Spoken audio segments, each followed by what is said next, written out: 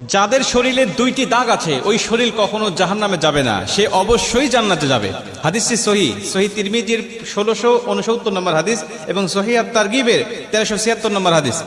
হযরত আবু উমামা রাদিয়াল্লাহু তাআলা আনহু হাদিসটা বর্ণনা করেছেন। রাসূল সাল্লাল্লাহু আলাইহি ওয়াসাল্লাম বলেন, যাদের শরীরে দুইটা দাগ আছে এবং যাদের শরীর থেকে 2 ফোঁটা তরল পদার্থ নির্গত হয় ওই শরীর কখনো জাহান্নামে যাবে না, সে অবশ্যই জান্নাতে যাবে এবং আল্লাহ পাকের কাছে এই শরীরটা সবচেয়ে প্রিয় শরীর। রাসূল সাল্লাল্লাহু আলাইহি ওয়াসাল্লাম বলেন, 1 নম্বর দাগ হলো যে ব্যক্তি জিহাদের ময়দানে আল্লাহকে খুশি করার জন্য, আল্লাহর দ্বীন কায়েম করার জন্য অথবা আল্লাহর সন্তুষ্টির জন্য যে ব্যক্তি বাতিলের মোকাবেলা করতে গিয়ে শত্রু পক্ষের আঘাতে তার শরীরে ছোট্ট একটা দাগও যদি বসে যায়, এই দাগটা কিয়ামতের ময়দানে সুপারিশ করে বা এই দাগটা থাকার কারণে কিয়ামতের ময়দানে আল্লাহ পাক তাকে জান্নাতে দিয়ে দিবে। নবীজি সাল্লাল্লাহু আলাইহি ওয়াসাল্লাম বলেন, 2 নম্বরে ফরজ ইবাদত সমূহের কোন একটি দাগ যদি তার শরীরে দেখা যায়, যেমন নামাজ পড়তে পড়তে সেজদা দিতে দিতে কপালে